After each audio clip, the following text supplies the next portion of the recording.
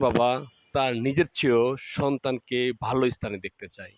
একজন বাবা তার নিজের ভবিষ্যৎ নষ্ট করে সন্তানের ভবিষ্যৎ করতে চায়। একে বলে বাবা। বাবা মানি অর্থটা অনেক বিশাল, কিন্তু বাবা শব্দটা খুবই ছোট। বাবা কাকে বলে জানেন? যারা সকাল থেকে সন্ধ্যা পর্যন্ত কষ্ট করে, তারপরেও রাতেও কষ্ট করে শুধু সন্তানকে ভালো রাখার জন্য, তাকে বাবা বলে। যাদের সন্তান আছে তারা বুঝতে পারবেন। যারা বাবা হয়েছেন তারা বুঝতে পারবেন। যেমন আমার একটা সন্তান আছে ছোট, আমি বুঝতে পারি। বাবা মানে কি? কত বিশাল দায়িত্ব। শুধু বাবা হইলেই শেষ নয়। বাবা মানি একটা বিশাল দায়িত্ব নিয়ে বেঁচে থাকা। প্রত্যেকটা সেকেন্ড হিসাব করে চলা। প্রত্যেকটা সেকেন্ড সন্তানের ভবিষ্যতের চিন্তা করা। প্রত্যেকটা সেকেন্ড ফ্যামিলি, সংসারের কথা চিন্তা করা, তাকেই বাবা বলে।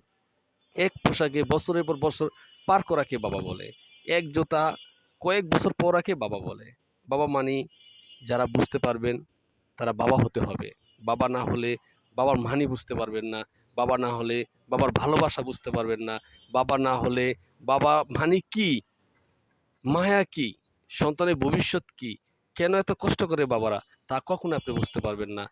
তাই পৃথিবীর সকল বাবাকে আমার পক্ষ থেকে সালাম। আর আমার বাবা বেঁচে নেই, আল্লাহ আমার বাবাকে বেহেশতে নসিব করুক। আমিন।